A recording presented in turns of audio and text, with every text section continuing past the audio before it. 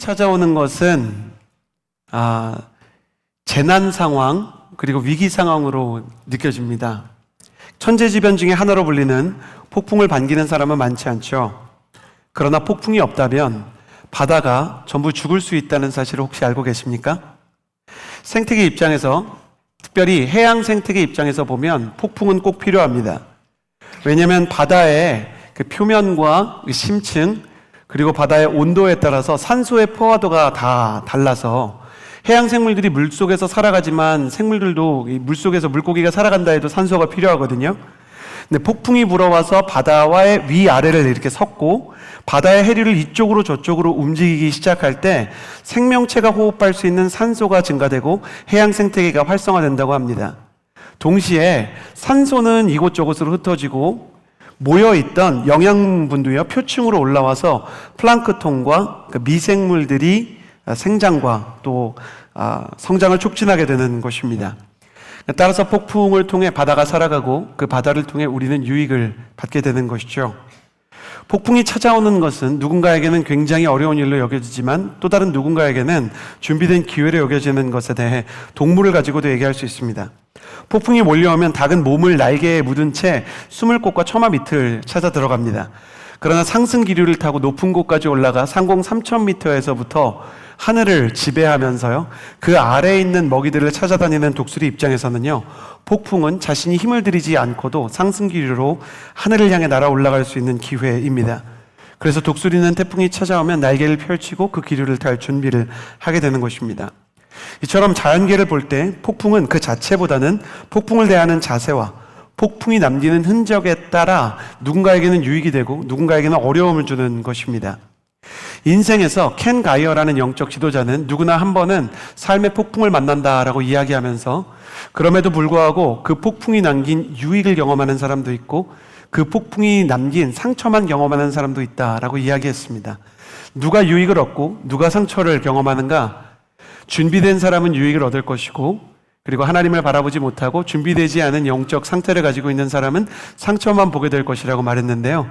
인생에 한 번은 찾아오는 이 폭풍 앞에서 하나님께서 주신 은혜와 준비된 자세로 독수리처럼 비상하는 저와 여러분이 되기를 예수님의 이름으로 축복합니다. 그래서 오늘은 폭풍을 만났습니까? 라는 제목을 가지고 은혜를 나누고자 합니다.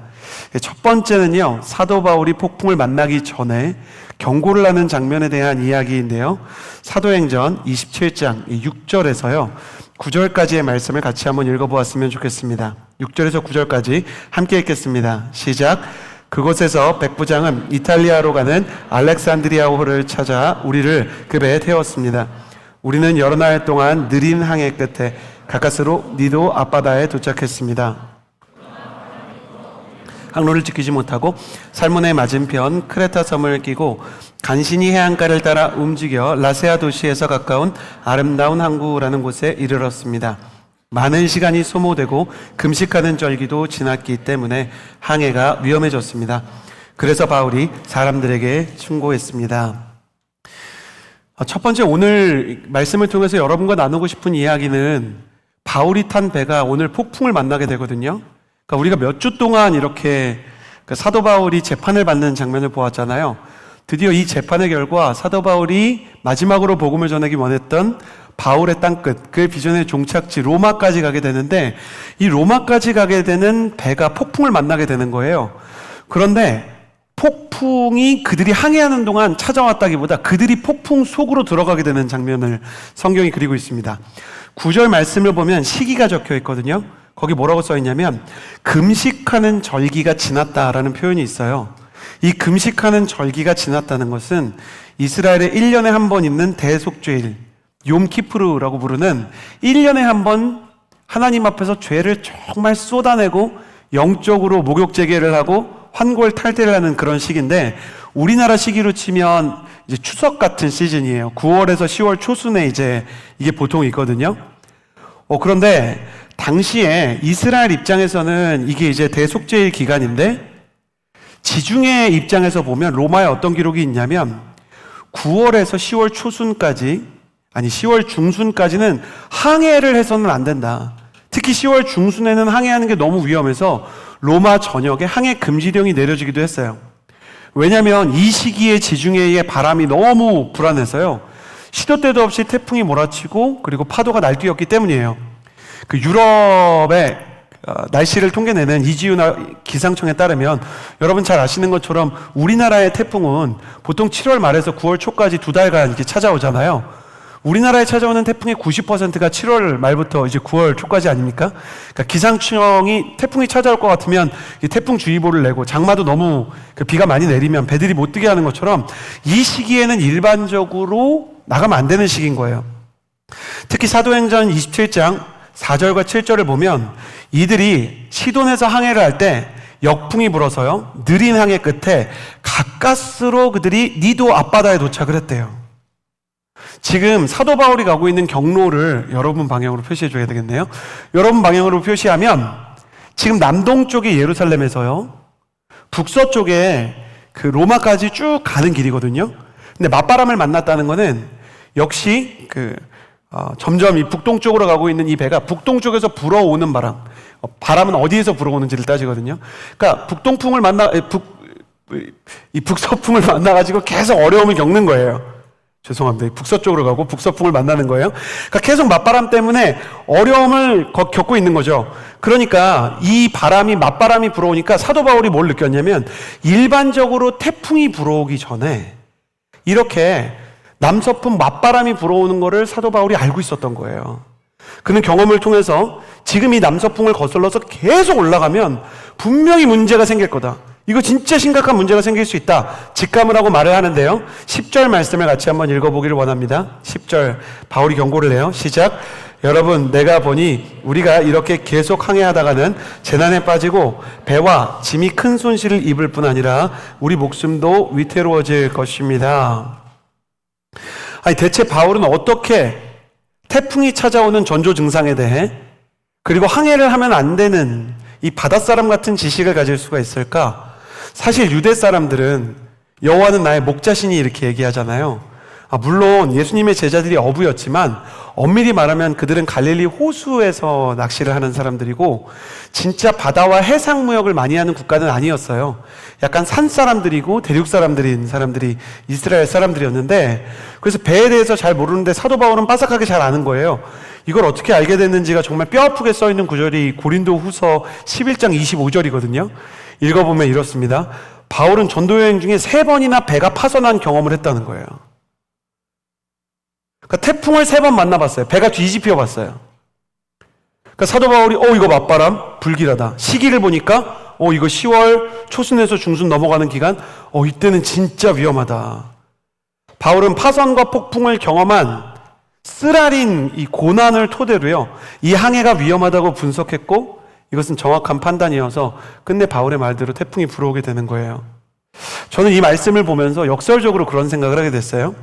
인생에서 폭풍을 만나본 경험이 오히려 우리를 지혜롭게 만들 수가 있습니다. 인생에서 고난을 만나본 경험도요, 내 인생에 배움과 지혜를 남길 수 있다면 무익하지는 않을 것입니다. 사랑하는 여러분, 축복합니다. 여러분의 인생 가운데 고난이 찾아와도 그 고난이 낭비되지 않는 인생, 고난이 오히려 아름다운 흔적과 열매를 남기는 인생 되기를 예수님의 이름으로 축복합니다. 그러니까 고난이 찾아왔어요. 고난이 나를 덮쳤어요. 근데 그 고난이 남긴 유익과 열매와 고난이 남긴 아름다운 흔적이 있다면 그 고난은 버려지는 게 아니라는 거예요.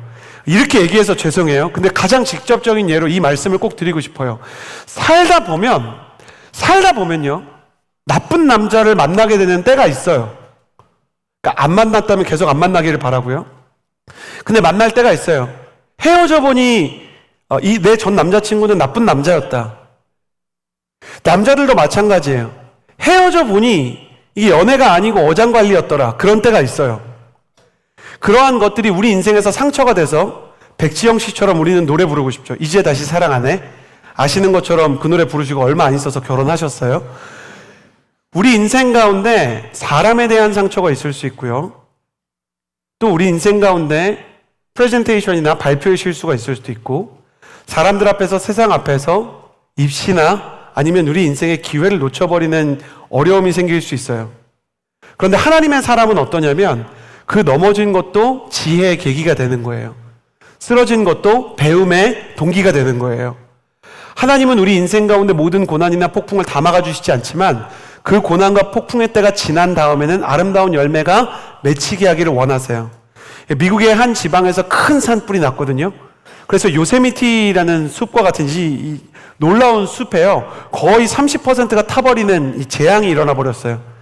그래서 당시에는 이거 너무 큰 재앙이다라고 사람들이 생각하고 우리가 문화유산을 잃었다, 국립자산을 잃었다고 생각했는데, 여러분 놀랍게도 그 타버린 자리에 식물이 잿더미로 쏟아진 그 재가 그대로 다 영양분이 돼버린 거예요. 그래서 더 많은 나무가 자라고 더 많은 산짐승이 생겨나고 더 많은 재건이 일어나는 놀라운 재건의 역사를 미국 사람들이 생태계에서 보았던 적이 있습니다. 여러분, 지금 일어난 고난과 아픔은 지나갈 것입니다. 나는 여러분이 그 고난을 지날 때까지 하나님을 믿으며 이 시간을 견딜 수 있게 되기를 예수님의 이름으로 축복합니다. 그러나 더 원하는 것은 이 고난이 지나고 이 아픔이 지나고 여러분이 너무너무 힘든 시간을 지난 이후에 하나님께서 여러분에게 귀한 열매를 맺게 하심으로 여러분이 이제는 사람 알아보는 눈이 자라나야 되는 거예요. 나쁜 남자를 만날 수 있지만 나쁜 남자만 계속 만나지 않게 되기를 예수님의 이름으로 축복합니다. 형제들은 왜 아멘 하는 거죠? 여러분이 인생 가운데 시험을 못 볼 수 있지만 다시 한번 오답 노트를 만듦으로 하나님께서 여러분의 인생에 부어주시는 지혜가 생기게 되기를 예수님의 이름으로 축복합니다. 여러분의 인생에 실패가 있을 수 있지만 그 실패조차 오히려 더 큰 도약의 재료가 되고 원료가 되는 역사가 일어나게 되기를 예수님의 이름으로 축복합니다. 백부장이 바울의 이 말을 들었어요. 그리고 생각해 봅니다. 야, 이 사람이 그래도 로마 시민권자고 이 사람이 그래도 지혜가 있고 명문대에 나온 사람인데, 그리고 사람들이 이야기하기를 이 사람이 기도할 때는 병도 낫고 귀신도 쫓겨났다고 하는데 이 사람의 얘기를 좀 들어봐야 되는 거 아닌가? 그런데 백부장 입장에서는 업무가 가급적 지연이 안 되면 좋잖아요. 그러니까 어떻게 할까 하다가 다른 사람들의 얘기도 들어보기로 하는 거예요. 지금 여기 나오는 백부장이나 천부장과 같은 직책은 지상군을 의미하는 거예요. 그러니까 형제들 이해하기 쉽게는 육군이에요. 로마가 카르타고 전쟁 이후에는 해군도 많이 발전을 했지만 기본적으로 로마도요, 그 이스라엘 백성과 마찬가지로 대륙 중심의 국가고 육군 중심의 국가였어요. 지상군 우선주의를 갖고 있어서 바다에 대해서는 항상 그냥 무역을 하는 사람들에게 물어보는 것이 이 백부장의 관리였거든요. 그래서 이 사람이 선장과 선주에게 항해를 계속할지도 한 번 더 물어봅니다. 그런데 선장과 선주는 괜찮다는 거예요. 아유, 백부장님 무슨 걱정이 그렇게 많으세요? 바울 저 사람 얘기 듣고 그래? 저 사람은 죄수예요. 우리는 항해만 하는 사람이야. 이 배도요, 내가 갖고 있어요. 보세요, 이 배에 276명이 탑승을 해서 너무너무 많은 사람 타고 있죠? 이거 어제 오는 일이 아니야. 괜찮아. 그냥 가도 돼요. 이렇게 얘기하는 거예요. 그러니까 백부장에 대해서 성경이 심플하게 말하는데 백부장은 바울의 말보다는 선장과 선주의 말을 더 따랐다라고 기록하는 거예요. 그런데 저는 이 말씀을 들으면서 이상한 거예요. 사도 바울의 말이요, 그 로마 문헌을 읽어보면 맞아요. 로마의 기상이나 전쟁 전략이나 전쟁사나 문명사와 이 경제사를 다뤄놓은 문헌들을 보면 이 9월에서 10월까지 바다는 정말 조심해야 되는 이 지중해 악천후를 가지고 있고, 지금도 9월에서 10월까지는 지중해에서 배가 다닐 때 조심을 해야 될 정도로 여전히 그 여파가 지속되는 것이 지중해 바다예요. 그런데 왜 이 선장들과 이 선주는 가자고 한 건가? 선교사인 바울도 아는 이 바다의 문제를 선장과 선주가 몰랐을까? 그 시기가 위험한 건 선장과 선주도 알았어요. 모르지 않았어요. 그런데 왜 항해를 강행했냐? 일단 오늘은 아닐 것 같아요. 그냥 느낌에. 그러니까 태풍이 맨날 오는 거 아니잖아요. 여러분, 우리 여름에 다 살아봤잖아요. 맨날 태풍 부는 게 아니고 한 6, 7주 중에 한 주 정도 태풍 오는 거잖아요. 그게 이번 주는 아닐 것 같아. 이거는 그냥 감이고 자기 생각이고, 그리고 그 사람들이 그런 감에 리스크를 짊어지게 되었던 이유는 그 배가 죄수 호송선이 아니라 곡물선이었기 때문이에요.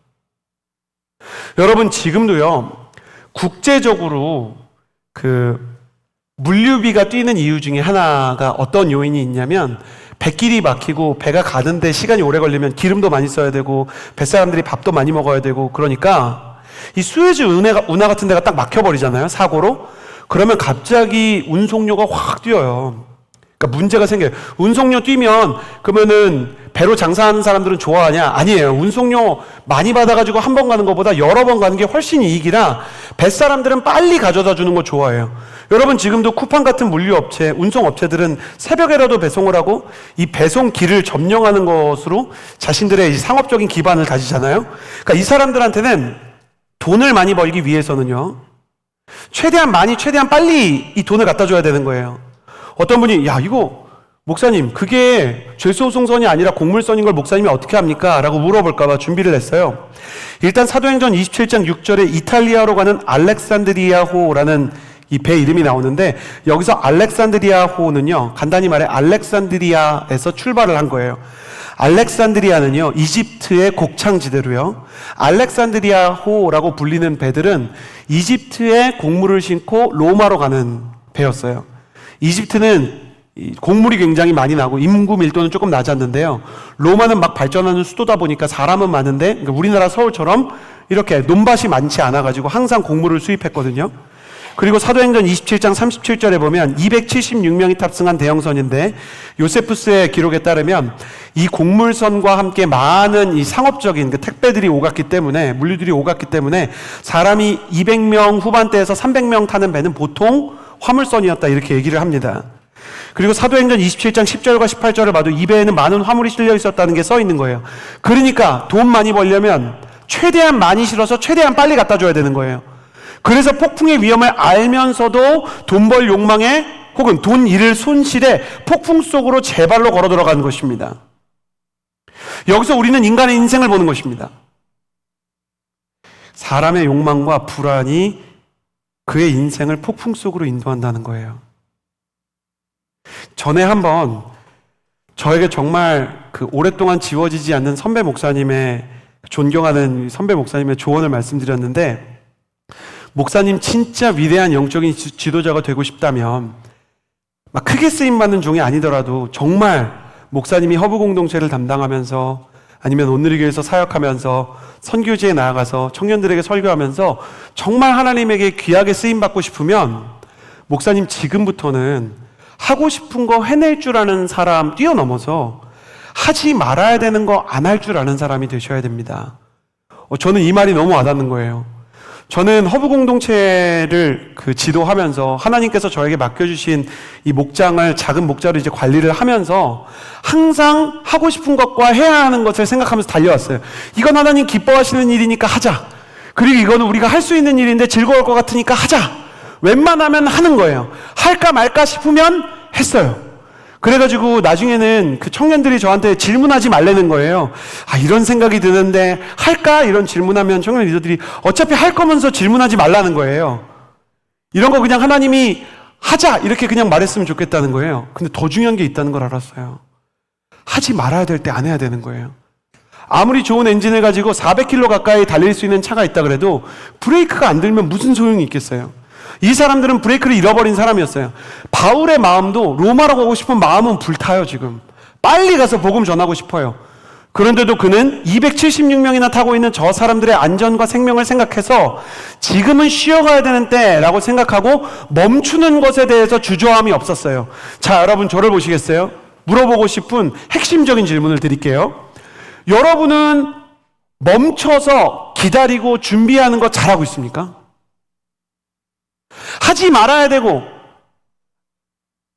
할 필요가 없는 일 안 하는 거 잘할 수 있습니까? 안 했으면 더 좋았을 말 참는 거 어떠세요? 저는 이 시대가 정말로 위험한 시대라고 생각이 됩니다. 왜냐면 이 시대는 조금만 느려지면은 너는 패배자야 이렇게 규정하기 시작해요. 넌 뒤처진 사람이야. 당신을 불안하게 만들기 위해서 애를 쓸 거예요. 현대의 청년들을 규정하는 문화 중에 포모가 있죠. Fear of Missing Out. Fear of Missing Out이라는 현상은 특히 미국과 한국과 일본과 유럽과 같은 선진화된 나라에서만 나타나는 현상이에요. 나만 뒤처질까봐 불안해하는 심리가 2000년대 10년 후반부터 2020년대를 휩쓸고 있다는 거예요. 그러니까 특히 사람들이 인스타그램이나 소셜미디어를 보다가 다른 사람들의 성공과 여행과 예쁜 외모를 보면서 내가 초라하다고 느끼는 거예요. 저는 인스타그램을 거의 하지 않거든요. 허브 공동체 소식 보고 제 아내 이제 소식 보는 거 외에는 이제 잘 하지 않아요. 물론 소셜 미디어를 통해서 제 아내의 소식을 봐야 된다는 게 좀 슬프긴 한데, 소셜미디어를 잘 하지 않아요. 거의 뭐 하나님 말씀 제 이렇게 계정 들어와 보시면 뭐 팔로우하는 게 거의 없어요. 저도 뭐 올리는 것도 없고. 근데 올리는 것도 별로 없는데 이 사람들이 저를 어떻게 분석을 하고 제 나이 때 뭐 뭘 분석을 하는 건지 몸 좋은 남자들이 자꾸 나와요. 막 어마어마한 가슴과 팔을 가진 분들이요. 로봇같이 생긴 분들이 계속 나와서 쇠를 계속 들어요. 그러면 이제 제가 그러고 나서 샤워를 하러 들어가면 이제 힘든 거죠. 내가 초라하다고 느끼는 거예요. 하나님께서 나를 창조하실 때 뭔가 어깨를 작게 만드신 것 같고 마음이 어려운 거죠. 여러분도 그런 거 느끼실 거예요. 유튜브를 보면서, 인스타그램을 보면서 세상에 예쁘고 잘난 사람 너무 많아요. 더 나아가서 유튜브 보고 그리고 주변을 볼 때 투자로 큰 수익을 본 사람들을 보면서 나만 돈 버는 법을 모르는 것 같아요. 이렇게 가다가는 난 자산도 못 쌓을 것 같고 내 집 마련도 못 할 것 같고 나만 바보 같다는 생각이 드는 거예요. 이벤트브라이트라는 미국의 그 청년들 잘 분석하고 통계 잘 내는 사이트가 있는데 밀레니얼 세대 미국이에요. 70% 가까운 69%가 포모로 큰 불안감을 느끼기 시작했대요. 뒤처진다는 느낌, 내가 소외된다는 느낌. 그러니까 교회 안에도 무슨 일이 일어났냐면 주식이나 막 암호화폐 뉴스를 보면 비정상적으로 막 이렇게 올라가면 안 되는 수준으로 막 올라가는 거를 우리 청년들이 막 탑승하는 거예요. 제가 한 달 전에는 허락받고 얘기하는 거지만 어떤 청년이랑 이야기를 하는데 세상에 20대인데 손실을 본 게 3천 몇백만 원이라는 거예요. 근데 문제는 그 3천 몇백만 원 중에 2천 몇백만 원이 부모님 돈이에요. 부모님 돈을 몰래 가져온 거예요. 그러니까 몰래 가져올 수 있다는 게 좀 부럽긴 했어요. 그러니까 알지 않나? 그 정도 갖고 가면? 그러니까 모를 정도로 훌륭하신 분이에요. 근데 이분 거를 가져와가지고 부모님 거를 막 돈을 몇 천만 원을 쏟아부어서 그냥 손실이 나버리니까 부모님이랑 같이 손잡고 왔어요. 그래서 왜 그랬냐? 그랬더니 자기가 좋은 학교도 못 다니고 좋은 직업도 못 가질 것 같으니까 투자라도 잘해야 되겠다.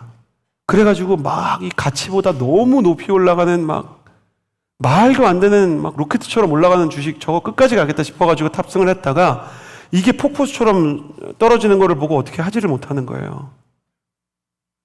그 손실을 보고 절망을 해가지고 그래가지고 이제 금융계에서 좀 정직하게 사업하고 이제 이걸 어떻게 해야 되는지 아는 멘토님이랑 좀 연결을 해가지고 이야기를 할 수 있는 계기를 마련해 줬는데 그분이 유명한 얘기를 하는 거예요. 금융계에 변하지 않는 얘기가 있대요. 워렌 버핏이 한 말이 아니 당신이 만약에 달리기를 하면은 고등학교면 고등학생이랑 달리고 초등학생이면 초등학생이랑 달리지 않겠냐. 근데 워렌 버핏이 그런 말을 했대요. 주식시장은 당신이랑 프로랑 경제 박사가 같이 달린다. 당신한테 얼마나 불리하냐. 근데 당신한테 딱 하나 편을 들어줄 수 있는 게 있는데 그거는 시간이라는 거예요. 만약에 당신이 제대로 투자를 하고 있다 그러면 지루해야 정상이라는 거예요. 막 너무 재밌어. 주변에 투자하는 게 막 너무 재밌는 사람 보잖아요. 그럼 대적기도 하셔야 돼요. 그건 이상한 영이 들려 있는 거예요. 이 포모 때문에, fear of missing out 때문에 한 푼이라도 더 벌려고. 그 욕망에 완전히 사람이 사로잡혀서. 아니면은 내가 한 푼 버는 기회를 잃어버릴까봐. 그 두려움에 사로잡혀서. 그래서 미국에서 그 투자 심리를 이야기하는 지표 제일 중요한 게 FAG 아닙니까?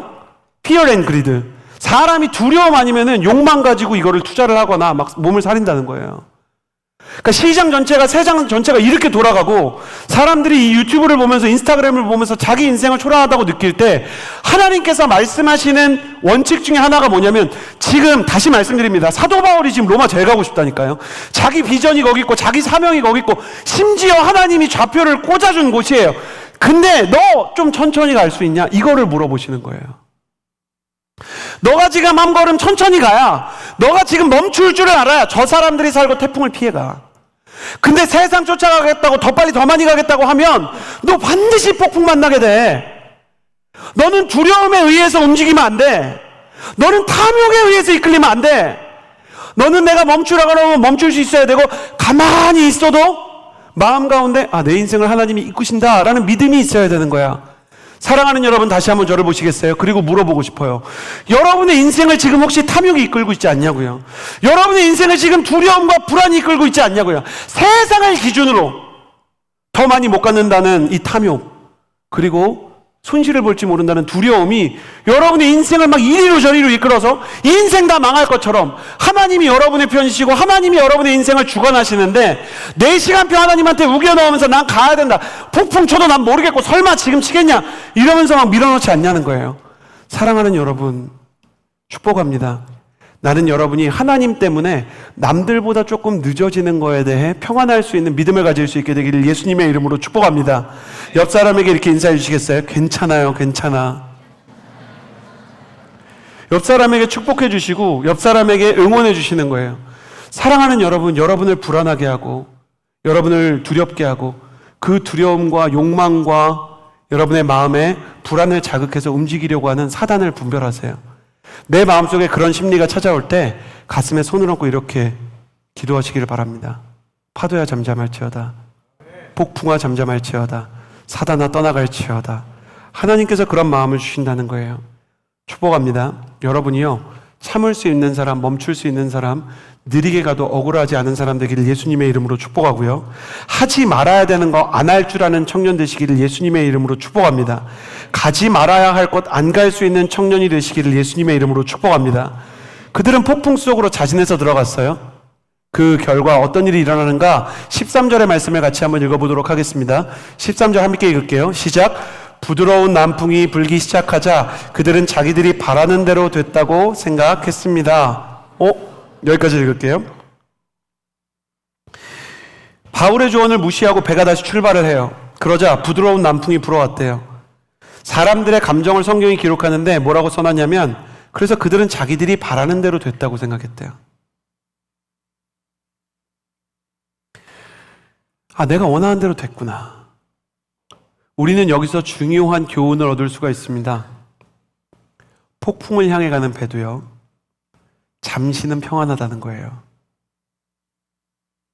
만나지 말아야 될 사람 만나도요, 보통 한 3개월 재밌어요. 가지 말아야 될 장소 가도요, 하룻밤은 기가 막히게 재밌습니다. 하나님 말씀 무시하고 내 마음대로 살아도 여러분 당장 죽지 않아요.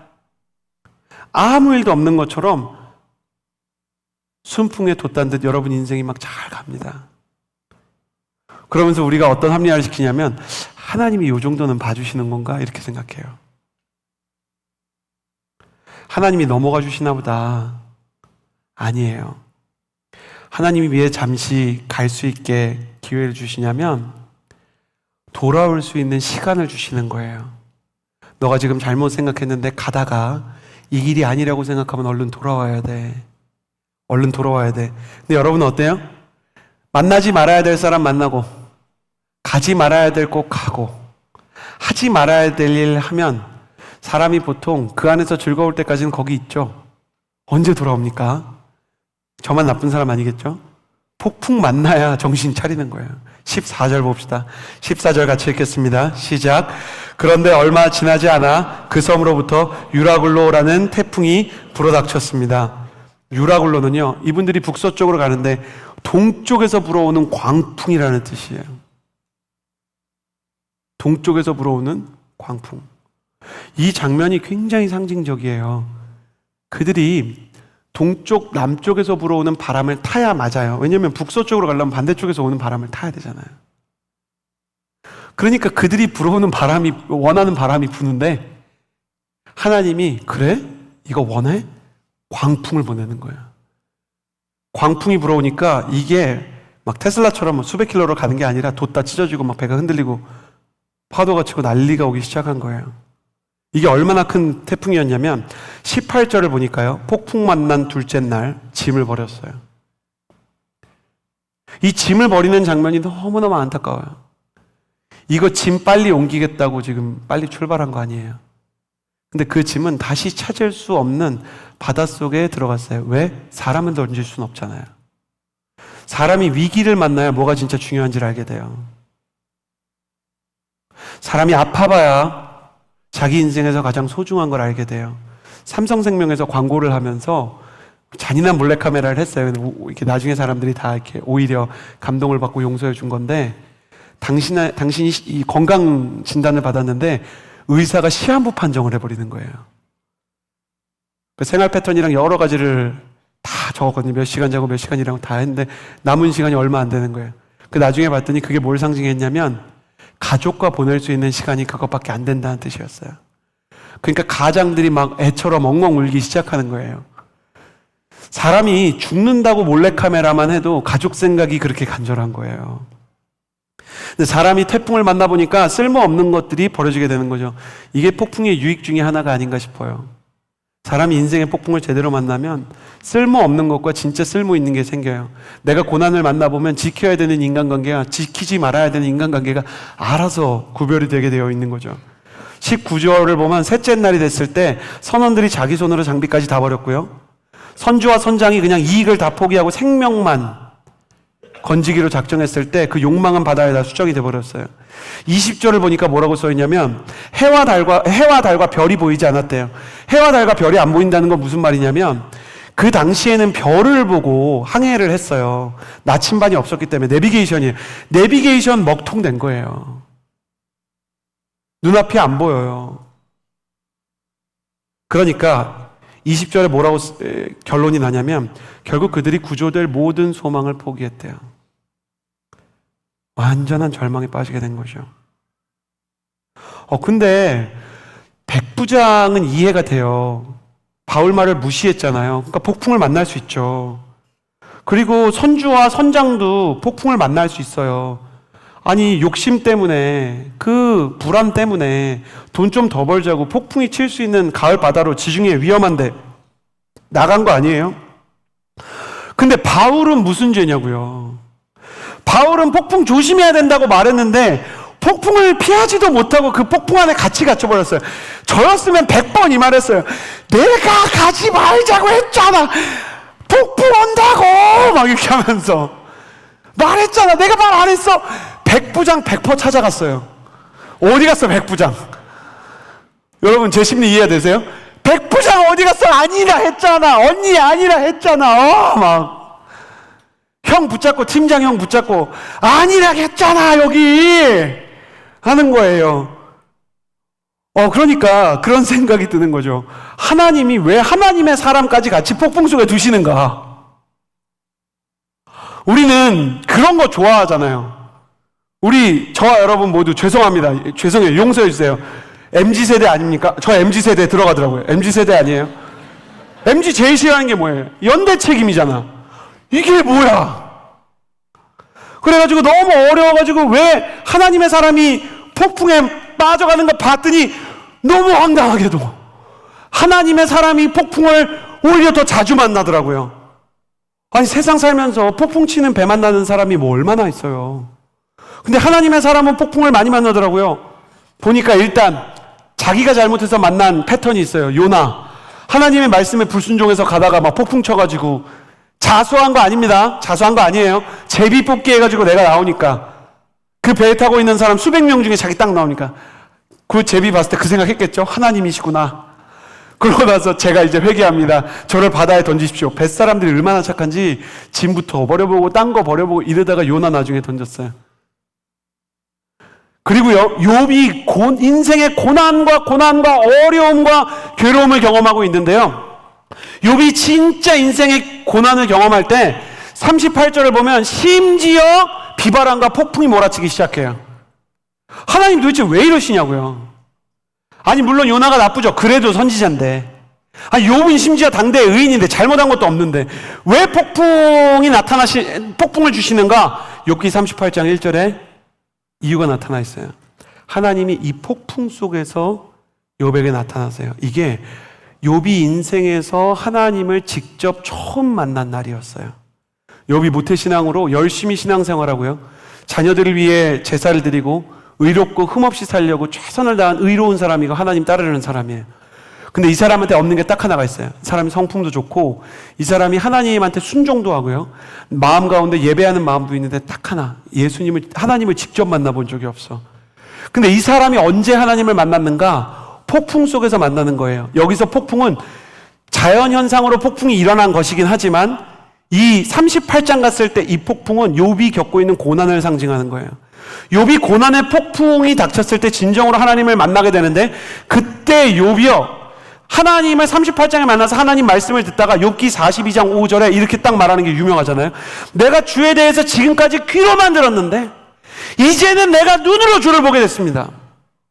자기가 난생 처음으로 이 폭풍 속에서 주님을 만나게 됐고, 내가 이전에 만나지 못했던 하나님 때문에, 심지어 욥기는 욥이 왜 괜찮아졌는지를 안 써놔요.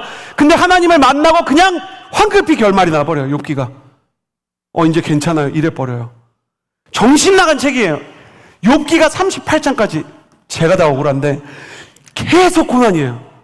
친구들이 이해를 안 해주고 앞에 고난 요만큼 나오고요, 중간에 말 안 통하는 친구들이랑 말 같지 않은 소리 계속하는 게 욥기예요. 그리고 말 같지 않은 소리 하고 친구들한테 위로를 못 받아요. 친구가 다 튄 것 같아요. F가 하나도 없어. 공감을 안 해주고 막 이게 같이 아파해주지 않는 이 친구들의 이야기를 듣다 지쳤을 때 하나님이 나타났는데, 이럴 수 있잖아요. 우리가 생각할 때는 하나님 왜 지금 나오셨어요? 어쩌라고요? 이럴 수 있는데 웬걸 그게 아니에요.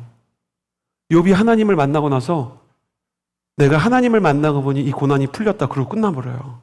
욥기가 그래요. 어릴 때 이해가 안 되는 거예요. 뭐가 좋은지를 말해줘야지. 왜 괜찮아졌는지를 말해줘야지. 억울했을 거 아니야. 힘들었을 거 아니야. 말해줘야지. 그래가지고 설교를 듣는데 영성학 교수님이 욥기 설교를 하는 거예요, 이걸 가지고. 근데 그날 채플 설교가 진짜 짧았어요. 욥기를 저처럼 똑같이 얘기하는 거예요. 욥이 참 인생이 힘들었습니다. 선문답처럼 설교를 하세요. 영성학 교수님이라 말투 그대로 따라해볼게요. 욥이 인생이 힘들었습니다. 온갖 어려움 다 겪었어요. 아내도 떠나고 자식도 막 잃고 돈도 다 잃고 막 병까지 얻어 꺾고, 친구들은 뭐 말을 들어주지도 않습니다. 하나님 음성도 뭐 안 들리고. 그런데 하나님을 만났습니다. 그리고 해결됐답니다. 이걸 신학자로서 어떻게 양심적으로 가르치나? 한마디로 하고 끝내겠습니다. 그걸 말로 어떻게 말하나? 경험해봐야 알지. 오늘 말씀 마칩니다. 그때 내려가시던 거야. 와, 너무 충격적인 거야. 그러니까 성경이 일부러 온갖 인간의 말과 온갖 인간의 고난을 다 갖다 놓고 네가 하나님 만나면 너도 똑같이 말하게 될 걸 이러고 끝나버리는 거예요. 네가 지금 귀로만 들으면 이해가 안 되지. 네가 지금 폭풍 속에서 하나님을 못 만나봤으니 그렇게 얘기하지. 아무리 유튜브를 갖다 찍어봐라, 네가 안 먹어보면 그게 무슨 맛인지 아나. 아무리 말로 해봐라, 네가 유럽에 가서 그 성당 앞에 서지 않으면 그 장엄함을 아나. 네가 알프스에 올라가 보지 않고 알프스에 대해서 속으로 아무리 생각을 해봐라, 가보는 게 100번 낫지 백문이불여일견. 하나님께서는 한 번에 완전한 하나님의 인도와 보호와 임재를 경험시키기 위해서 폭풍 가운데 욥을 찾아오시게 되는 거예요. 사람이 보통 때도 하나님의 음성 들어요. 안 듣는 거 아니에요. 여러분도 보통 때 나왔을 거 아닙니까? 근데 폭풍이 찾아오면 하나님을 기가 막히게 만나게 되는 거예요. 때로는 하나님의 사람도 폭풍을 피하지 못하지만 하나님은 폭풍 속에서 더 사람을 깊이 만나주시고 더 하나님의 임재를 체험시켜 주시는 거예요. 이재훈 목사님이 이번 주 설교에서 성경에 기가 막힌 이런 예를 드셨어요. 제자들도 폭풍 속에서 하나님을 만났습니다. 폭풍이 지나간 후 제자들은 예수님께 경배를 드렸습니다. 예수님께서 병자를 고칠 때도, 가늠한 여인을 용서하실 때도, 놀라운 가르침을 주실 때도, 여러분 저는 이거 처음 알았어요. 놀라웠습니다. 제자들이 기적을 보고 죽은 자가 살아날 때도 한 번도 예수님께 경배를 안 했대요. 근데 제자들이 탄 배가 폭풍을 만나고 그 폭풍을 만난 배로 예수님이 걸어오시자 제자들이 자신의 인생에 불어온 폭풍 속에서 처음으로 예수님께 경배하기 시작했다는 거예요. 여러분, 이처럼 인생에서 가장 뜨거운 예배는 폭풍 속에서 드려지는 것이에요. 그래서 영적인 지도자의 시인이었던 조지 허버트가 기도를 배우고 싶은 사람은 바다로 가라 그랬어요. 폭풍을 만났습니까? 그 폭풍 속에서 주님께서 여러분을 향해 찾아오기를 원하십니다. 스틸이라는 찬양이 있는데 주품에라고 번역되어 있죠. 우리나라는. 그 후렴의 맨 마지막에 이렇게 써 있어요. 폭풍 가운데 나의 영혼 잠잠하게 주를 보리라. 켄 가이어가 폭풍 속의 주님이라는 책을 썼는데 이 사람이 원래도 글도 잘 쓰고 이제 그 강의랑 설교도 참 잘하는 영적 지도자예요. 근데 이 사람한테 ADD라는 그 두뇌의 집중력 회로가 막혀 중간중간 끊어지는 질병이 찾아와서 설교를 하면서도 기도를 하면서도 집중력이 계속 장애를 받고 작가로서도 글이 안 써지고 내가 어디까지 썼는지를 알기 위해서 앞을 막 읽어야 되는 어려움이 찾아오는 거예요. 근데 그 상황 속에서 자기가 너무 비참해서 이 어려움을 겪고 하나님 앞에 기도하고 있는데 자기가 웬만한 건 다 잃었대요. 글 쓰는 능력, 말하는 능력, 사람들을 설득할 수 있는 표정, 제스처 많은 게 잃어버렸는데 하나는 잃어버리지 않더래요. 하나님을 향한 믿음과 예배가요, 이상하게 그 안에서 더욱 간절하고 절박하고 하나님 아니면 날 살려줄 수 없다.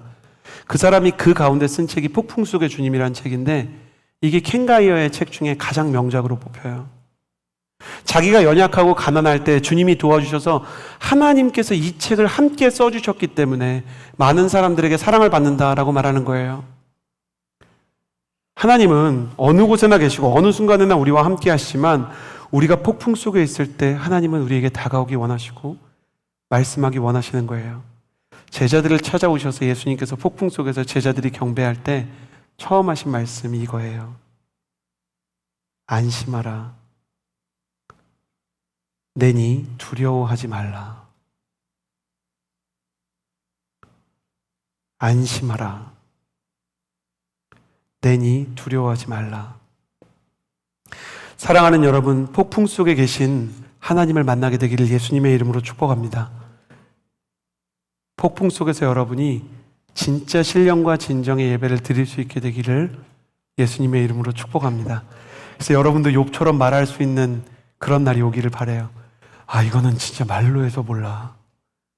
그 은혜는 내가 너한테 진짜 말로 할 수 없는 거야.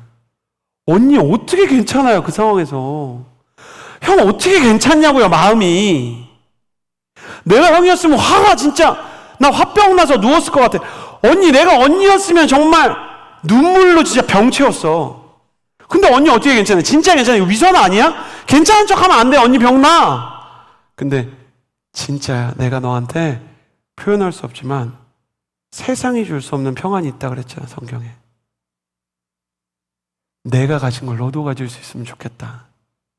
말로 할 수 없는 이 하늘 위로와 하늘 소망이 너의 인생을 채우기를 원한다. 여러분이 그러한 은혜와 영광을 경험하게 되기를 예수님의 이름으로 축복합니다. 바울에게도요, 주님 이 배를 같이 탄 상태 속에서 찾아오셨어요. 바울은 폭풍 속에서 하나님을 만났고 폭풍 속에 계시는 하나님의 얼굴을 보았고, 그리고 그 안에서 주님께서 무엇을 위해 자기를 여기에 두셨는지를 다시 한번 깨닫게 됩니다. 오늘 말씀 마지막인데요, 23절에서 26절까지의 말씀을 읽을게요. 23절에서 26절까지의 말씀 같이 읽겠습니다. 시작. 어젯밤 내 하나님 곧 내가 섬기는 하나님의 천사가 내 곁에 서서 그래서 하나님께서 너와 함께 항해하는 모든 사람들의 생명을 너에게 맡겨주셨다라고 하셨습니다. 그러니 여러분 안심하십시오. 나는 하나님을 믿으니 내게 말씀하신 대로 이루어질 것입니다. 마지막으로 나누고 싶은 메시지는 뭐냐면, 첫 번째는 폭풍 속으로 들어가는 건 인간의 탐욕과 인간의 두려움입니다. 두 번째는 폭풍 속에도 하나님이 계시다. 세 번째 이 메시지가 정말 중요한데 저를 따라야 해 주시겠어요? 믿음을 가지고 폭풍 속에서 세상을 건져내라. 하나님께서 폭풍 속에서 세상을 건져내기 원하셨어요. 거기에 있는 사람들을 긍휼히 여기시고 바울을 통해 그 자리도 아울리치로 만들기를 원하셨어요. 많은 사람들이 살아나고 많은 사람들이 하나님의 역사를 보기를 원하셨어요. 백부장이 폭풍을 만난 건 하나님의 조언을 무시했기 때문이고, 선장과 선주가 폭풍을 만난 이유는 욕심과 불안을 인생의 선택의 기준으로 삼았기 때문이죠. 바울이 폭풍을 만난 이유는 그 잘못된 사람들도 살리게 하기 위해서였어요. 20절에 이 뱃사람들의 영적 상태를 다시 말씀드리면 구조될 모든 소망을 포기했대요. 우리는 구조될 모든 소망을 포기했어요. 그 배 276명이 타고 있는데 아마 우리는 죽을 거야. 사람들이 완전한 비관에 빠졌대요. 여러분, 버뮤다 삼각지대에 이 유령선들이 이렇게 있는데 당시에 이제 자기장과 해류와 해풍 때문에 첨단 과학 기술이 발전하지 않았기 때문에 지금은 이제 마을 삼각지대 그런 거 없어요. 잘 다니는데 당시에는 배가 헛돌고 보이지 않고 폭풍도 치고 첨단 장비가 고장이 났기 때문에 사람들이 버뮤다 삼각지대에서 많이들 길을 잃고 파선을 했는데, 그때 사람들을 두렵게 했던 것 중에 하나가 배 중에 사람 시체가 하나도 없는 배만 있고 사람들이 마치 사라진 것 같은 그런 배들이 발견됐다는 거 아니겠어요? 근데 나중에 이유를 찾아보니까 사람이요, 식수가 떨어지면 완전히 환각작용이 일어나가지고요, 바다가 먹을 물로 보일 수가 있대요. 그러니까 다 바다로 뛰어든 거예요. 사람이 일정 이상 절망을 하면 그냥 바다로 뛰어든다는 거예요. 이 사람들이 타이타닉처럼 차라리 침몰을 했으면 뭐라도 붙잡을 텐데, 이거 폭풍에 의해서 몇 날 며칠 막 물 버리고 뭐 버리고 다 버린 거 아니에요? 그러니까 소망을 다 포기했다는 거예요. 근데 이 말씀을 보면서 그런 생각이 들어요. 말라 죽고 소망을 포기하는 사람들이 그 사람들 뿐인가? 이게 우리의 현실이기도 해요. 모든 소망을 포기하고 있는 시대가 열리고 있어요. 작년 2023년 대한민국의 출산율을 보면요, 여러분 잘 아시죠? 0.72명. 간단한 겁니다. 우리 그 세대가, 죄송합니다, 너희 세대가요, 죄송해요, 20대와 30대 여러분이요, 연애와 결혼을 포기하는 거예요. 그 일본에서요, 이상한 거기 조사 잘 하잖아요. 20대 청년의 절반 그 이상이 키스해본 경험이 없다. 그러니까 국가적인 문제로 그거를 막 보도를 하는 거예요. 20대 청년의 절반이 첫 키스 경험이 없다. 연애 안 하겠다는 건 앞으로도 할 생각 없다. 그러니까 막 소망을 포기하는 사람들이 나타나는 거죠.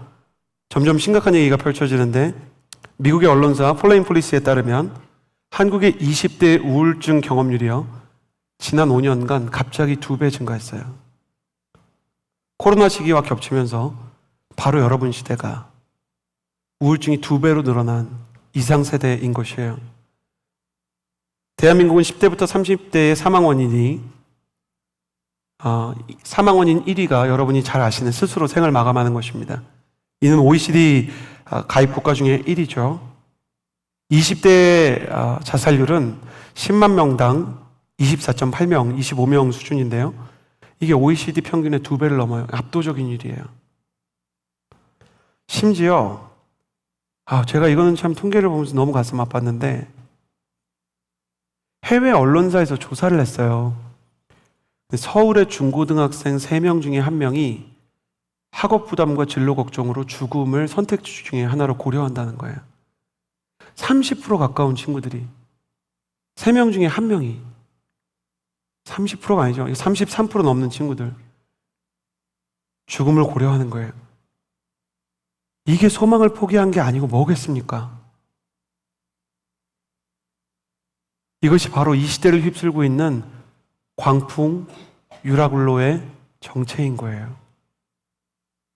이 시대의 폭풍은 다른 게 아니라 절망의 폭풍입니다. 소망을 다 던져버리는 거예요. 어디 소망이 있어요? 누가 이 광풍 속에서 사람들을 일으키겠어요? 애들이 죽겠대요. 우리나라 자살률이 계속 높아지고 사람들이 계속 우울증약을 처방받고 우울증 진단을 받고, 사람들이 계속 공황장애에 시달리고 불안 증세에 시달리고 주의력 결핍이 눈에 띄게 늘어나기 시작하는 거예요. 유라굴로 속에서 갇힌 사람들은 바울 시대나 지금 시대나 구조될 모든 소망을 포기해요. 없다는 거예요, 길이. 그런데 하나님한테는 방법이 있었어요. 그게 뭐냐면, 소망이 된 이 유라굴로 광풍 속에서 모든 사람이 소망을 포기할 때 하나님의 소망이 어디 있었냐면 바울 단 한 사람한테 걸려 있었어요. 275대 1, 275명분의 절망대 단 한 사람의 소망이 부딪히기 시작하는 거예요. 사도행전 27장을, 졸던 분도 이제 깨어서 이거 한 문장으로 정리할게. 사도행전 27장을 한 문장으로 정리하면, 하나님 앞에서 똑바로 서 있는 한 사람이, 하나님의 말씀을 붙잡은 한 사람이 나머지 276명 살릴 수 있다는 거예요. 한 사람만 똑바로 서면 수백 명은 살아난다. 하나님은 그 얘기를 하고 싶은 거예요. 세상이 불순종 때문에 유라굴로를 만나요. 탐욕 때문에, 두려움 때문에, 불안 때문에 유라굴로를 만나요. 이성교제하다 막 유라굴로 만나고 죽겠다 난리예요. 입시 때문에, 진로 때문에, 취업 때문에 막 죽겠다, 경쟁한 땀에 죽겠다, 사랑 안 하겠다, 죽겠다 그러는데 너 한 사람 똑바로 서면 수백 명 살릴 수 있다. 하나님의 마음이 그건 거예요. 여러분, 지금 제가 여기 서 있는 모습이 어떻게 생각되세요? 제가 허브에 처음 왔을 때 사실 이 장면을 많이 붙잡고 기도했어요. 미안합니다. 여러분이 막 다 그 선장과 선주 그런 건 아니에요. 근데 설교를 할 땐 저 혼자 해야 되잖아요. 저 혼자 하나님의 소망에 대해 말해야 되잖아요. 그러니까 어떤 때 너무 고독한 거예요. 아무도 못 도와줘. 근데 한 사람이 설교를 하는 게 도대체 몇백 명한테 소망이 될 수 있을까? 하나님이 하라는 거예요. 근데 문제는 뭐냐면 하나님, 내가 바울이 아니잖아요. 여러분도 이런 생각 하지 않아요? 저는 그렇게 강하지가 않아요. 난 바울 아닌데요. 나 베드로 아닌데요. 아니에요. 근데 바울도 초인이 아니었어요. 20절 다시 봅시다. 20절에 뭐라고 써 있어요? 우리는 구조될 소망을 포기했대요. 여기서 우리는 그 뱃사람들이 아니에요. 바울이랑 누가예요. 누가 진짜 솔직하다, 그쵸? 그리고 나는이라고 절대 쓰지 않아. 이 사람 정확한 사람이라. 바울 선생님 보니까 이 사람 소망 포기했어. 누가야, 틀렸어. 주님 품으로 가는 날이 오늘인 거야. 이 형님이 왜 이러지? 와우, 배멀미 장난 아니야. 누우면 좀 나아. 막 이렇게. 내려놓으면 편해. 바울이라고 그 순간에 안 흔들린 게 아닌 걸 성경에 써놓은 거예요. 여기서 우리는 뱃사람들이 아니라니까요. 다 포기했지, 다. 거기 뱃사람들 다 포함. 우리도 그들의 일부라는 거예요. 여러분, 저를 보시겠어요? 여러분은 뭐 세상이랑 달라요? 여러분이나 저는 뭐 세상보다 훨씬 상처 안 받고, 훨씬 사랑하고, 훨씬 비전에 가득 차 있고, 세상이 우리를 볼 때, 친구들이 우리 그렇게 생각합니까? 야, 진짜 장원이 형도 너는 못 따라간다. 인생이 럭키비키다. 어째 이렇게 긍정적이야? 여러분, 우리를 볼 때, 세상 사람들이 볼 때, 제가 볼 때 우리나 그들이랑 큰 차이가 없어요. 근데 하나님은 그 비슷해 보이는 병아리 때 막 수백 마리 있으면은 이게 보이겠어요? 기가 막히게 곤란해요. 제가요, 아빠가 돼 보니까 수백 명의 어린아이 사이에서요, 연희 얼굴만 딱 보여요. 내 딸 얼굴은 딱 보이는 거예요. 하나님이 276명 사이에 있는 바울과 누가의 얼굴이 딱 보여요. 그리고 너는 달라 그러고 어떻게 하셨냐? 그 사람들에게 천사를 보내주셨어요. 주님이 천사를 보내서 말씀해 주시니까 그제야 바울이 힘을 얻었어요. 반대로 말하면요, 여러분도 폭풍 속에서 하나님 만나고 천사를 통해 하나님 말씀 들으면 바울처럼 소망과 믿음으로 일어설 수 있는 거예요. 나는 여러분이 이 허브 예배에서 폭풍 속에서 주님 음성 듣게 되기를 예수님의 이름으로 축복합니다. 주님이 이렇게 얘기했어요. 바울아, 두려워 마라. 두려워하고 있었던 얘기죠. 또 누가 이걸 다 써놨어요. 바울 형님이 두려워했다. 이렇게 쓰면 좀 기분 나쁘시겠지? 근데 두려워 마라. 이렇게 얘기했어요. 하나님이 바울의 마음을 아시는 거예요. 소망을 포기하고 두려워하고 세상과 똑같이 약한 마음을 아시는 거예요. 한 번은 제가 그 종양이 발견이 됐다 그래서, 혹이 발견됐다 해서 이제 치료를 받아야 되는 그 상황이 왔어요. 그 호흡기 쪽에. 그래가지고 그 진단을 받는데, 이게 암이면, 목사님, 만약에 이게 암이면 심장이랑 너무 가깝기 때문에 마음의 준비를 하셔야 된다는 거예요. 저는 의사 선생님한테 마음의 준비를 하셔야 된다는 말을 처음 들었어요. 여러분, 그런 경험 해보셨어요? 병원을 나오는데요, 이게 땅이 흔들려요. 그리고 내가 이제 죽는 건가 싶으면서 가족 얼굴이 떠오르는데 아내랑 애들이 놀랄까봐 전화를 못하겠어. 아직 완전 암이라 판정된 것도 아니잖아. 그러니까 제가요, 거기서 제일 가까운 교회 찾는데 너무 감사하게 교회가 진짜 많더라고요, 한국에. 그래서 아무 데나 들어가는 거예요. 근데 요즘에는 막 이제 키보드 같은 거 누가 훔쳐 그럴 수 있으니까 잠겨 있잖아요. 근데 제가 뭐 나를 소개해야 하고 이제 기도하러 들어가고 싶은 거예요. 거기에 있는 간사님 직원한테 말하는 거예요. 제가 암에 걸렸을 수도 있다 그래가지고 너무 겁나서요. 그리고 제가 울기 시작하는 거예요. 저 기도 좀 하게 들어가면 안 될까요? 그러니까 여자분이신데 그 이서진 목사인 줄 모르고 어머 청년 얼마나 무서워, 내가 가서 기도해 줄게 그러더니 제가 기도하는데 뒤에서 손 얹고 기도해 주시는 거예요. 그래서 반신반의했어요. 기도해 주는 건가 아니면 내가 뭘 훔쳐갈까 봐 그러는 건가. 근데도 그분이 기도를 해주는데 내가 너무너무 힘이 되는 거예요. 내가 이서진 목사의 믿음이 별 볼 일이 없어요. 아, 주님 부르시면 가는 거지 그런 말이 안 나와.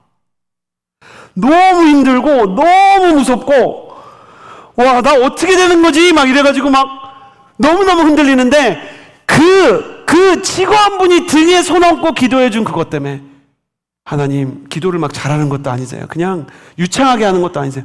하나님, 오죽했으면 이 청년이 연고도 없는 교회에 와서 암일 수도 있다고 기도를 할까요? 하나님, 암이 아니게 해주시고 믿음으로 견뎌내게 해주시고, 그리고 그분이 내가 맨날 하는 얘기를 하는 거예요.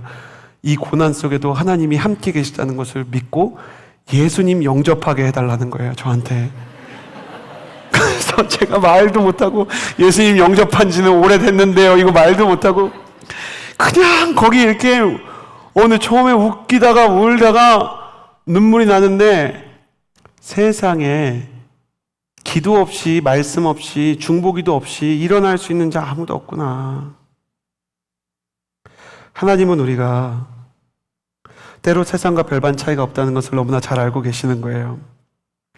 포모에 뒤처질까 봐 두려워하고 세상의 탐욕을 쫓아갈까 봐 망설이는 내 마음을 하나님이 아시고 하나님이 그냥 기다려주는 거예요. 근데 하나님이 그래도 여러분에게 그렇게 말하길 원하세요. 그래도 너는 이 세상의 희망이야. 그래도 너는 이 세상의 소망이야. 없는데요, 소망? 살 소망 다 끊어졌는데요. 하나님의 천사가 하나님의 말씀이 너의 소망이 되고 너의 영혼을 붙잡아줘서 넌 다시 일어날 거고 넌 다시 사람을 살리게 될 거야. 나는 너를 믿어 말씀해 주시는 거예요. 말씀을 하나님이 주시니까 사도 바울이 그 말씀을 확 붙잡고 그 말씀을 선포하기 시작했어요. 하나님의 천사가 어제 와서 우리가 다 살 거라 그랬고 한 사람도 죽지 않을 겁니다. 그 말대로 됐는데 여기서 중요한 걸 깨달아요. 말씀을 주시는 건 하나님의 일인데 그 말씀을 붙잡는 거는 내 일인 거예요. 하나님은 말씀하시고 나는 그 말씀을 붙잡아야 되는 거죠. 어떤 분이, 저기수 분이 저한테 카카오톡 보냈어요. 목사님, 자꾸 말씀 붙잡는다 하는데 말씀 어떻게 붙잡는 건가요? 그렇잖아요. 이게 뭔 말이에요? 말씀을 붙잡는다. 그래서 제가 정리해봤어요. 여러분 기억해 주세요. 말씀을 붙잡는 거는 첫째, 말씀의 은혜를 받고 뭔가 정말 저 일이 내 인생에 일어났으면 좋겠다, 그런 열망이 생기는 거예요. 둘째, 그걸 믿기 시작하는 거고, 셋째, 그 말씀을 기초로 기도하는 거예요. 하나님 나한테도 바울한테 말씀하셨던 것처럼 두려워 말라 말씀하여 주시고, 내가 세상의 소망이라 살릴 사람이 있다고 말씀하여 주옵소서. 바울이 그 말씀을 붙잡을 때 자기만 사는 게 아니라 사람들도 살았어요. 사도 바울이 하는 말씀이 너무나 아름다워요. 여러분이 안심하십시오. 나는 하나님의 말씀을 믿으니 말씀한 대로 이루어질 것입니다. 여러분도 믿으셔야 돼요. 나는 하나님을 믿고 그분의 말씀을 믿으니라고 말할 수 있어야 합니다. 나는 여러분이 폭풍 속에서도 하나님을 만나는 욥과 같은 제자들과 같은 바울과 같은 사람 되기를 예수님의 이름으로 축복합니다. 나는 지금 선포되는 이 말씀에 대해서도 여러분이 나는 하나님의 말씀을 믿습니다 라고 말할 수 있는 열린 마음을 가지게 되기를 예수님의 이름으로 축복합니다. 세상에 소망을 주는 것은 오직 주님의 말씀뿐이에요. 그래서 제가 이걸 하나님 현실적으로 이 친구들한테 증명할 수 있는 통계를 주세요.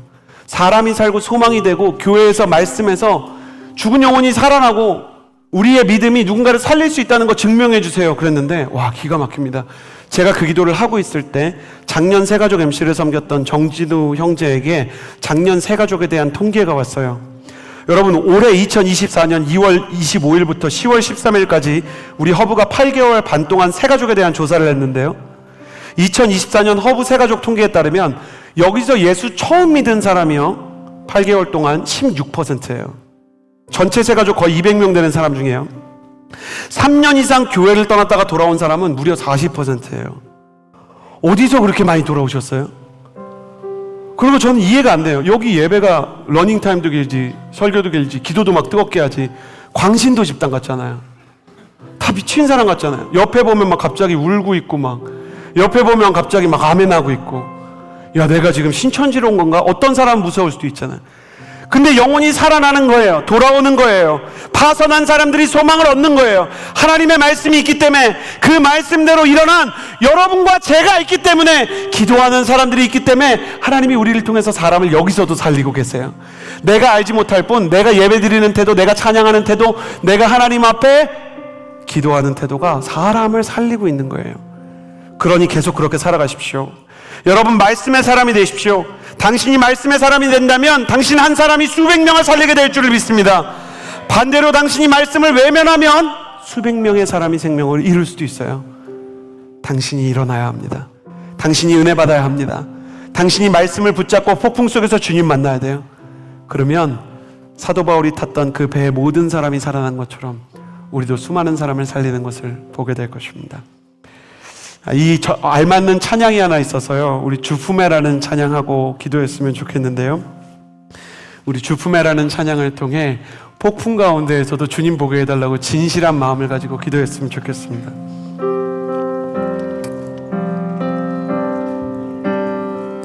주품에 품으소서.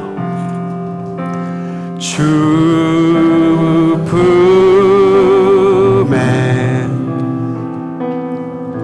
품으소서.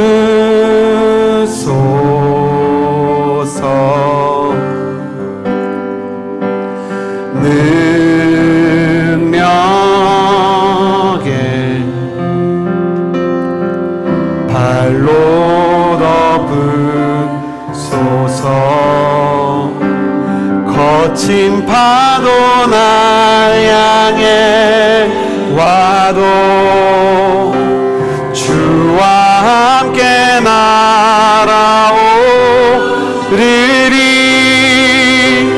폭풍 가운데 나의 영혼 잠잠하게 주를 보리라. 주품에 품으소서. 주품에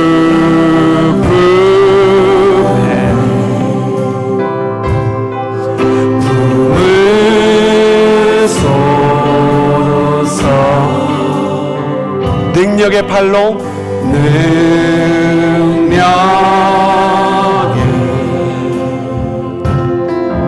발로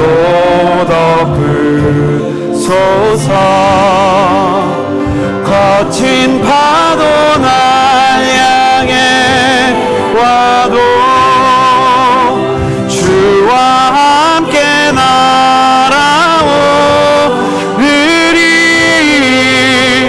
폭풍 가운데 나의 영혼 잠잠하게 주를 보리라. 거친 파도 날 향해 와도 주와 함께 날아오르리. 폭풍 가운데 나의 영혼 잠잠하게 주를 보리라. 그래서 그 기도를 받고 제가 나중에 다시 병원을 찾아갔더니, 다행히 이제 좀 아픈 치료 방식이었지만 어떤 치료 방식을 거치면 제거할 수 있는 양성 종양, 그러니까 암이 아니었던 거예요. 그거를 판정받기까지 한 2주 정도 시간이 걸렸는데, 그동안에 저의 기도와 제가 가지고 있었던 하나님에 대한 확신, 그 만남은 마치 욥이 말한 것처럼 내가 주에 대해서 귀로만 들었는데 이제는 주를 봅니다 수준의 은혜였어요. 지금 여러분에게 필요한 것은 이 폭풍이 지나가는 것이 아니라 이 폭풍 가운데서 주님을 지나고 깊게 만나는 것인 줄을 믿습니다. 폭풍을 지나고 있는 분들 자리에서 좀 일어나 보시겠어요? 내 인생은 나름의 폭풍이 있습니다. 이거 폭풍이라고 말하기에 너무 작은 것도 괜찮아요. 저한테는 좀 힘든 일이 있고 이 시간을 지나가야 되는 일들이 있어요. 하나님 아버지, 내 인생 가운데에는 폭풍이 있어서 이 어려움을 내가 정말로 이겨내야 되는데 내 힘으로는 도저히 불가능합니다. 진로에 어려움이 있는 분, 이 질병의 어려움을 겪는 분, 또 인생 가운데 관계의 어려움과 신앙의 어려움을 겪는 분들 다 이렇게 일어나시고요. 이번에는 두 손을 드는데 솔직하게 하나님한테 저요 하는 마음으로 오른손 드는 건데 어떤 거냐면, 하나님, 목사님이 아까 포모 얘기할 때 나는 마음이 찔렸습니다. 내가 소셜미디어를 할 때 나는 열등감이 느껴집니다. 오른손을 들어주시고요. 세상에 돈을 버는 사람과 화려한 사람을 볼 때 내 인생이 초라하다는 생각이 듭니다. 나는 대체 언제 돈을 벌지? 나는 언제 성공할 수 있지? 세상에 대해서 뒤처진 생각이 들고, 세상에 대해서 나는 하나님께서 내 손을 붙잡아 주시지 않으면 내 인생이 너무나 불안하고 세상에 비해서 초라하다는 비교의식과 열등감을 경험해 본 적이 있습니다. 오른손을 주님께 드는 거예요. 왜 오른손을 주님께 드냐? 하나님, 나 여기 있어요. 하나님께서 손잡아 주시지 않으면 일어날 수 없는 아들이고 딸이에요. 그런 분들은 손을 뻗어서 하나님, 내 손을 잡아달라고 기도하고, 거기에서 탈출한 분들은 손을 뻗은 분들을 위해서 기도하면서요, 주님, 폭풍 가운데 내 손을 붙잡아 주시고 우리의 영혼을 경고케 하여 주옵소서. 마음 다해 주여 세 번 부르짖고 기도합니다. 주여, 주여, 주여. 살아계신 하나님 아버지, 붙잡아 주옵소서. 내 마음 가운데 하나님께서 부어주시는 하나님, 그 거룩한 사랑이 없다면, 말씀이 없다면 나는 일어설 수 없을 것입니다. 하나님이여, 두렵습니다. 나의 미래가 두렵습니다. 나의 인생이 두렵습니다. 세상을 생각하면 탐욕이나 공포나 불안이 나를 자꾸만 이끌고 가려고 합니다. 주님이여, 이 손을 붙잡고 이끌어 주옵소서. 주님이여, 이 손을 붙잡고 이끌어 주옵소서. 나를 훈련시키시고 나를 하나님 곁으로 이끄시며 하나님께서 기뻐하시는 성령의 충만함을 향하여 나아가기 원하는 하나님의 사람들의 손을 붙잡아 주옵소서. 주여,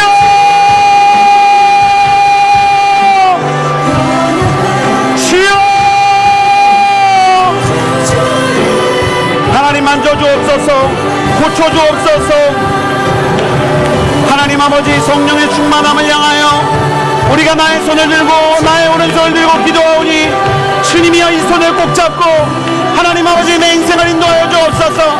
연약한 자 여기 있으니, 은혜가 필요한 자가 여기 있사오니, 주님, 나를 불쌍히 여기사 하나님께서 기뻐하시는 성령의 충만을 경험하게 하여 주시고 하나님의 말씀으로 바로 서게 하여 주옵소서. 주님을 보기를 원합니다. 내가 귀로만 들었던 하나님의 내 만나게 하여 주옵소서. 주님, 우리를 만나 주옵소서. 주님, 우리를 만나 주옵소서. 선하신 하나님 아버지, 우리 한 사람 한 사람에게 필요한 은혜와 능력과 기름 부음을 허락하여 주시고, 주님께서 우리를 위해서 예비하시고 만져주시고 고쳐주시는 하나님의 길을 갈 수 있게 하여 주옵소서. 선하신 하나님 아버지, 주님이 사랑하시는 은혜와 기름 부음과 성령의 충만을 경험하며 나아가기를 원합니다. 내가 봅니다.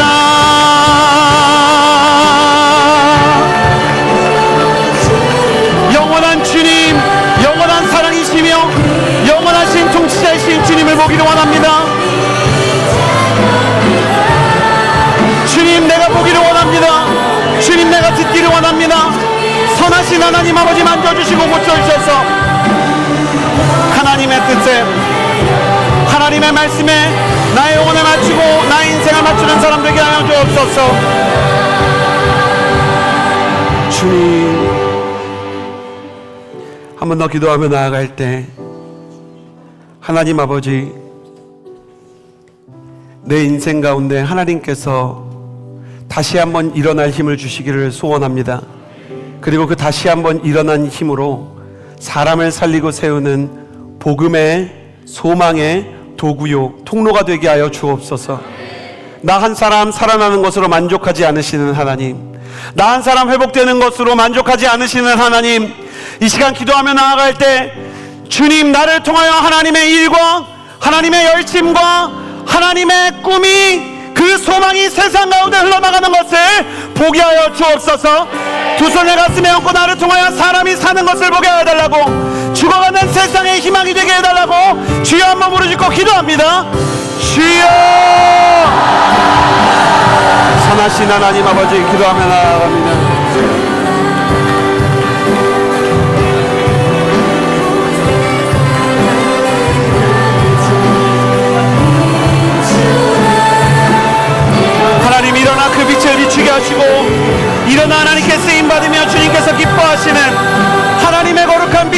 살게 하여 주옵소서. 선하신 하나님 아버지, 주님의 빛으로 살게 하여 주옵소서. 주님의 소금으로 살게 하여 주옵소서. 하나님, 사람을 살리게 하시고 세상을 변화시키게 하여 주옵소서. 주님께서 가지고 계시는 생각과 주님께서 가지고 계시는 마음을 따라 우리의 마음과 생각과 생명이 주를 따르며 주와 동행하는 역사가 있을 수 있도록 도와주옵소서. 주님, 예수님처럼 사람을 살리는 하나님의 사람으로 쓰임받게 하여 주옵소서. 하나님 아버지, 말씀하여 주시고 하나님 아버지, 우리 가운데 하나님께서 기뻐하시는 성령의 역사가 일어나게 하여 주님께서 우리를 위해서 예비하신 은혜와 사랑에 우리의 마음과 생각과 생명을 맡길 수 있도록 도와주시고, 하나님 아버지께서 가지고 계시는 그 아름다운 말씀에 대해서, 하나님 주님께서 약속하신 생명의 성령에 대해서 내가 마음을 열고 주와 함께 동행하며 하나님의 빛으로 살아갈 수 있게 하여 주옵소서.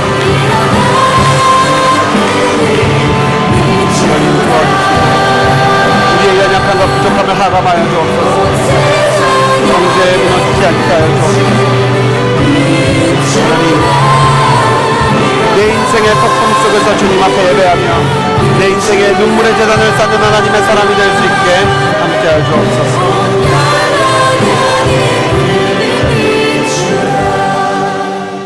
마지막으로 기도할 때 여러분, 폭풍 속에서 예배하기로 결단하고 작정하면 성령께서 그 폭풍 속에 놀라운 은혜를 주실 줄을 믿습니다. 가장 어려울 때 예배할 수 있는 힘을 이 시기에 배우게 하여 주옵소서. 내가 청년의 때 가장 어려운 시간에 오히려 주님 앞에 예배하며 노래하며 기도하는 것을 배울 수 있도록 주님, 나의 영혼과 예배를 붙들어 주옵소서. 주여, 한번 부르짖고 기도하겠습니다. 주여! 아버지께 참으로 예배할 자들은 예배할 때가 오나니 곧 이때라. 아버지께서는 이렇게 자기에게 예배하는 자들을 찾으신다고 말씀하셨습니다. 하나님 아버지, 붙잡아 주시고 만져주시고 고쳐주셔서 하나님께서 기름 부으시는 성령의 충만함을 경험하게 하여 주옵소서. 하나님께서 내 안에 주시는 은혜에 대해서 눈을 뜰 수 있게 하여 주옵소서. 주님 앞에 엎드려 예배하며 기도하며 찬양할 수 있는 힘과 은혜와 능력을 더하여 주시고, 우리로 하여금 하나님께서 기뻐하시는 성령의 충만을 경험할 수 있도록 주님, 우리 가운데 새 마음을 허락하여 주옵소서. 주님, 우리 가운데 하나님의 기름 부음과 성령의 충만과 예배할 수 있는 열정을 허락하여 주옵소서. 주님, 믿음을 더하여주시고 은혜와 성령의 충만함을 더하여 주옵소서. 우리가 이곳에서 예배할 수 있도록, 노래할 수 있도록 내 입을 열어주시고 기도의 열정이 차오르게 하여 주옵소서. 하나님, 만져주시고 고쳐주시며 성령의 충만함 가운데 새 힘을 얻을 수 있도록 도와주옵소서.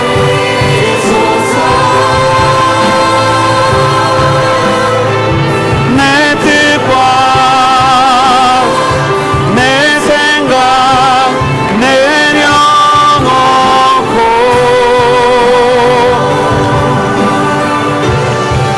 주님 앞에 나 엎드려 주님의 음성을 기다리니 나를 부르시는 주님과 함께 믿음으로 나아가게 하여 주옵소서.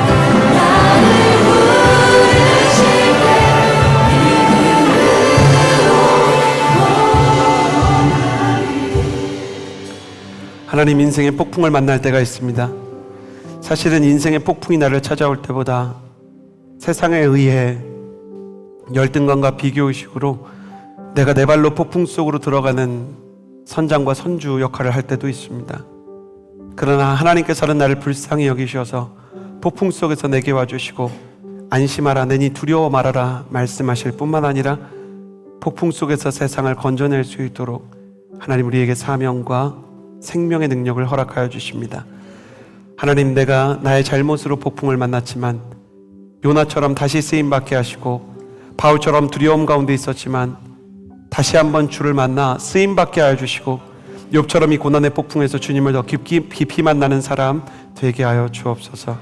우리 가운데 힘과 능력으로 역사하시며 우리를 자유케 하실 주님을 신뢰하며 이제는 우리 구주 예수 그리스도의 은혜와 하나님의 사랑과 성령의 교통하심이 폭풍 가운데에서도 주님을 바라보고 그 폭풍 속에 계신 주님을 힘입어 사람을 살리는 주의 거룩한 생명의 통로들 가운데 주님께서 이제로부터 영원토록 함께해 주시기를 간절히 축원하옵나이다. 아멘.